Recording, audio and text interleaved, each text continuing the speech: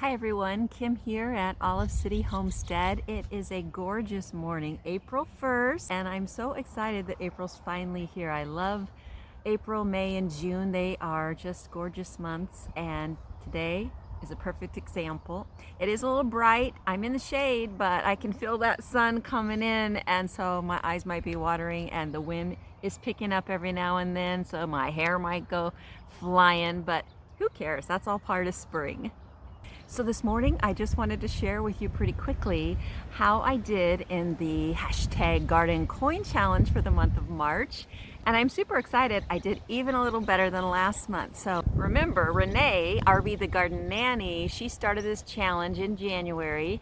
And in January, I saved $25.84. I only got started halfway through the month, so I was pretty happy with that.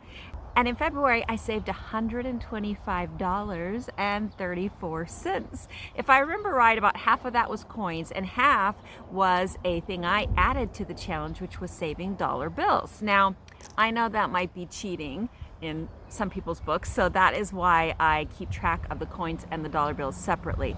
But I wanted the money to add up faster, and it was a little more challenging to me to see how many dollars I could save. It really did become kind of fun because you know how usually you don't want to break a 20 because, once you break it, it sort of just disappears.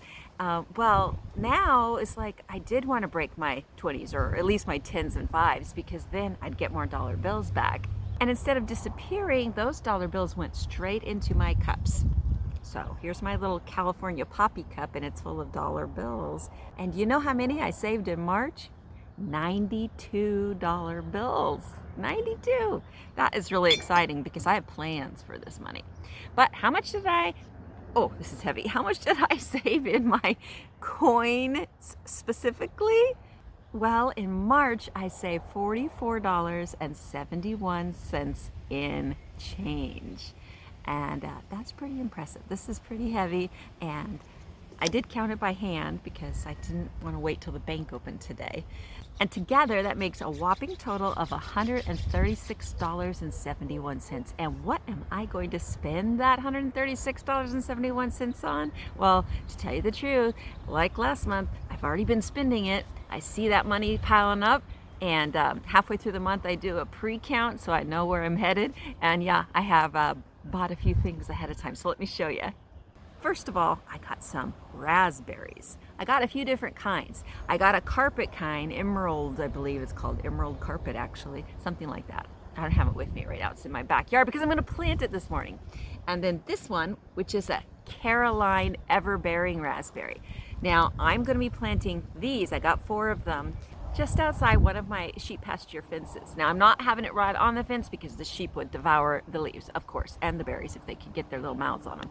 But I have a simple trellis with T-stakes and some wiring set up about a foot away from the fence.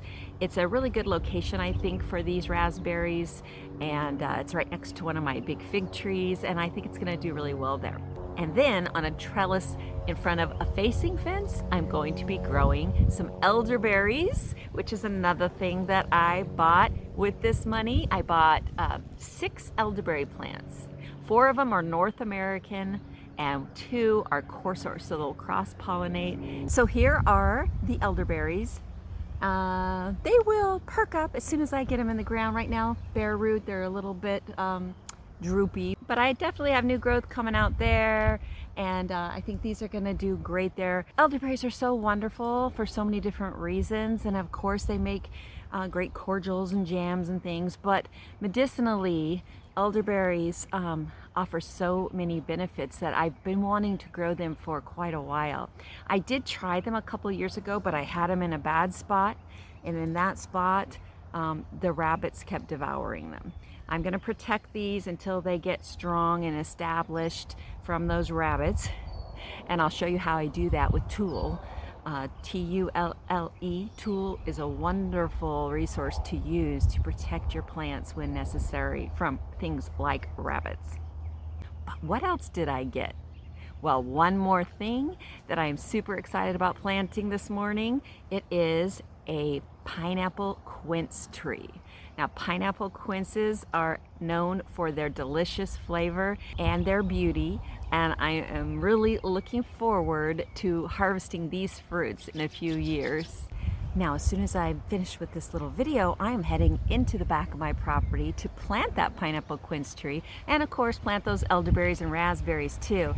And then I'm going to shoot a tour, that's the plan anyway, of the April garden for everyone. And if you watch that video next, you'll be able to see what the pineapple quince tree and the elderberries and raspberries look like all planted up. Before I go, I do want to show you my Gelina witch hazel tree that I bought with February's Garden Coin Challenge savings. So it's definitely leafed out, and just look at these leaves. Aren't they glorious? I love the color of them. They're so rich and vibrant. I also love the texture of them. Just look at that. I mean, I do look forward to the winter when it will be blooming in that burnt orange color. And it's certainly growing taller. It's already definitely about 7.5 feet tall, maybe 8 feet tall at this point. Just getting very full. Right now I do have it in a pot because I haven't decided where I'm going to keep it. I'm not sure if this location will be good for it. It gets maybe half-day sun. We'll see how it does this summer, but I do want to have the ability, as with these hydrangeas and these camellia tea plants, to move them if need be. So they will be staying in pots for now. So thanks for joining me for this quick wrap up of the March Garden Coin Challenge. And let me say that I have enjoyed this so much and benefited from this so much that I intend to keep doing this all the time. I'm going to do it every single month. I know that some months I won't save as much, but it still will add up, and it has a special guilt-free feeling, this money, to spending it on my garden. I mean, I could spend it on something else if the need arose, but right now it's all earmarked for gardening, and I am loving that. It's all part of creating the life that I want to have, a life that I love. And I always say, you can create the life you want. So why not start right now? See you next time, everyone. And hopefully that'll be in just a little while with an April garden tour.